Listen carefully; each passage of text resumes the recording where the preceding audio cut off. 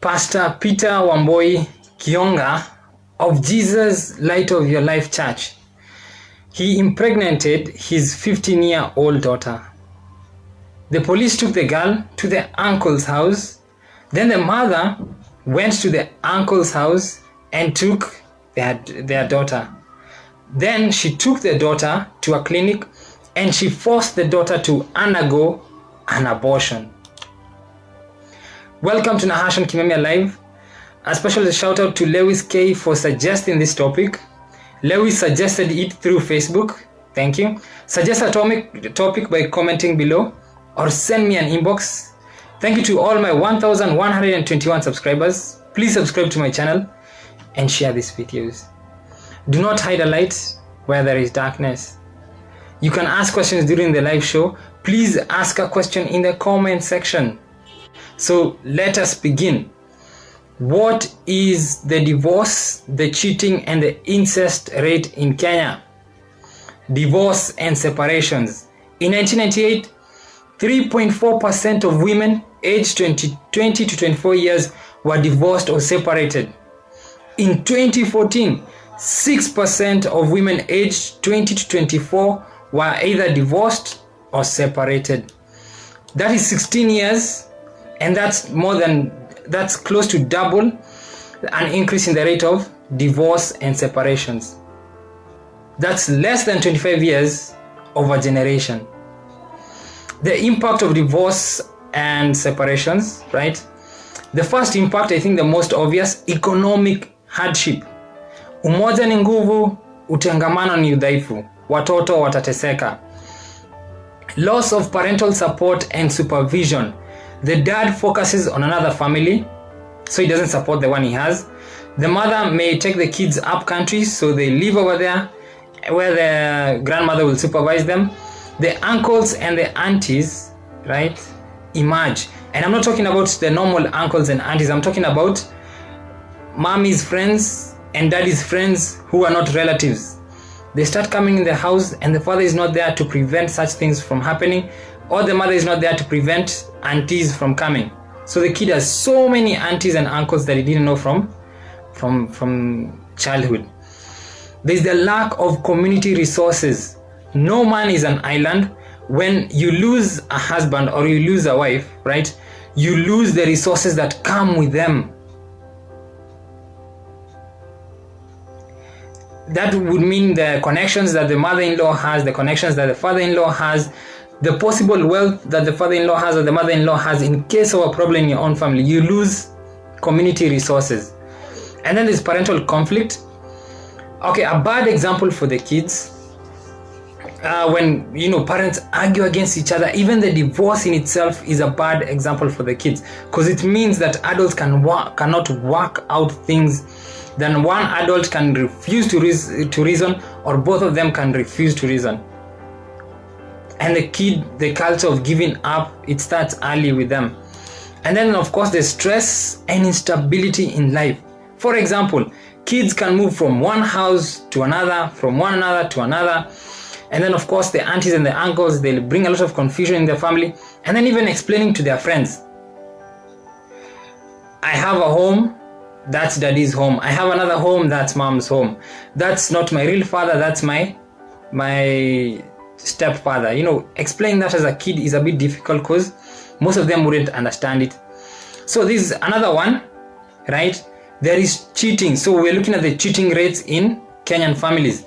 In a study, 2008, unfaithfulness conducted by Spylink International, right? I think it was trying to promote itself because it spies. So Northeastern, 80% of the men in Northeastern, of the married men in Northeastern, they cheat.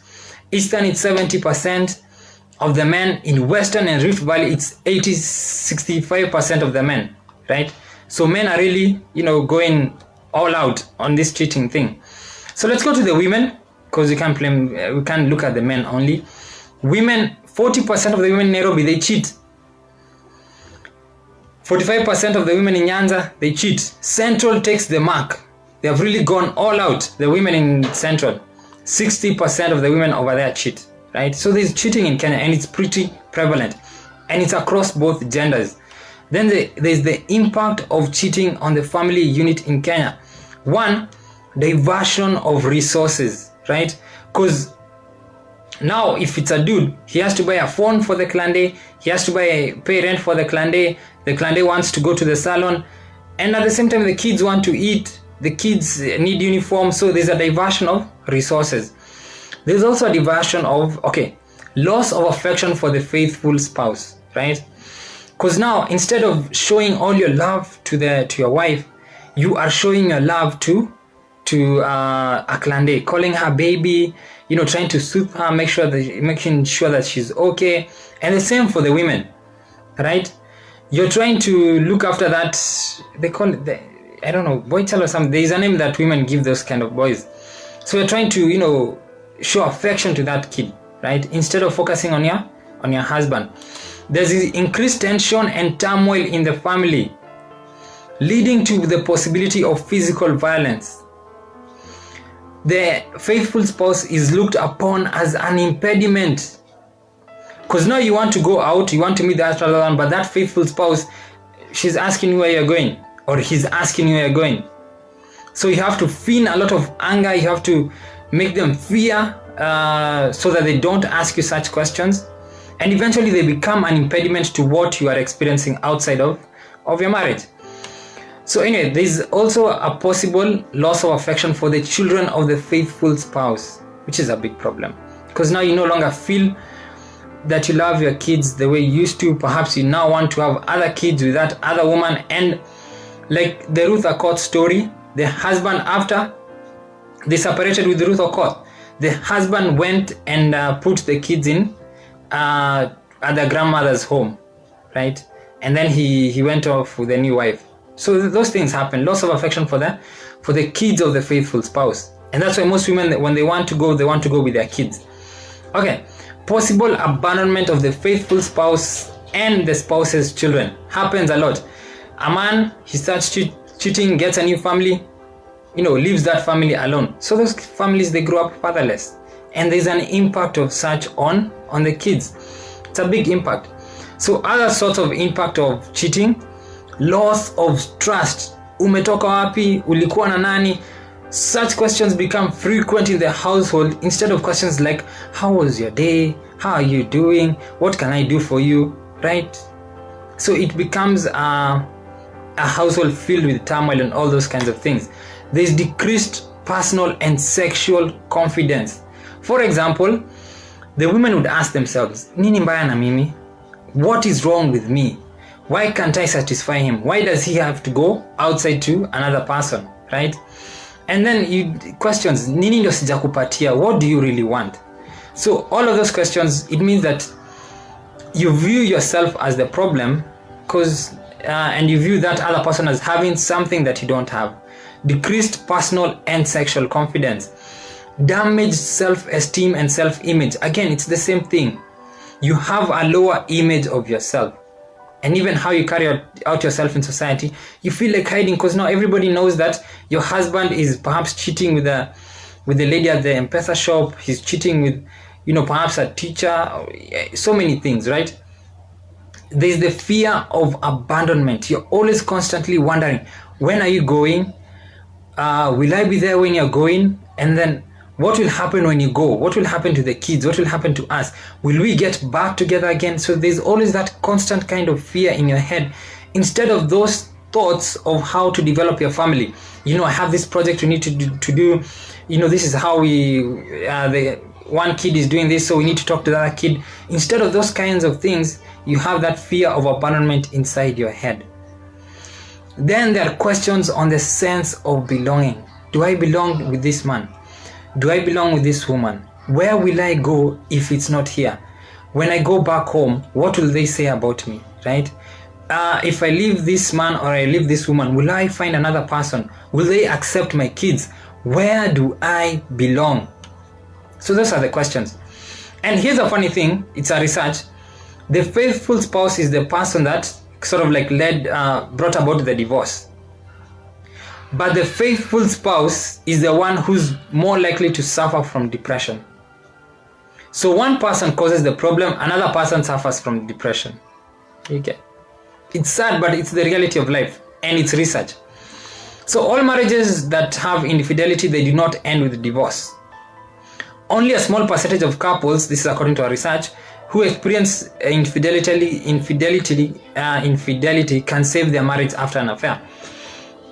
So of course, I went looking after the stats, and this is what I found. 34% of the cases where there was infidelity, they ended in divorce. This is a US statistics, not a Kenyan one, right? 34%, right, ended in divorce. 43.5% were preserved. The marriage continued, but in a negative atmosphere. So we have 34%, ended, 43% negative atmosphere. So that's 77.5%. That where things did not go well because of infidelity. Only 6% of the marriages were intact, right? But empty. There was no negativity in terms of there was no shouting, there was no killing each other, beating each other, or a lot of drama, but it was empty, and the future of the marriage was still in doubt. So we had 77.5%, now we add 6%. 83.5% of those marriages did not go well. There was a problem, right? And only the rest, right, were characterized by improvement and growth. And most of them were because those affairs were one-time things. They didn't happen again. So anyway, those are the stats. I want to look at another thing. We've looked at divorce and the impact of divorce. We've looked at cheating and the impact of cheating. And we have seen the prevalence in Kenya, right? Let's look at incest, the incest rates in Kenya. The Gender Violence and Recovery Center, Nairobi Women's Hospital, they conducted a survey between March 2013 and March 2015. And this is what they found. They carried out the survey in Rift Valley, Coast and Central. 17% of fathers had sex with their girls. 17%. That's a huge number. Even 1% is a huge number. But it's 17%. So there are many girls who have, it's a bit of a problem, right, for them. And what can we do, right? And it shows that the impact will be lifelong. The perception of a father, the perception of sex, the perception of protection, of authority, completely altered for a long time. So those were the stats that I had, and it would show you that there is a problem in the family when it comes to cheating rates, when it comes to divorce rates, and it comes to rates of incest. Pretty big impact on the family.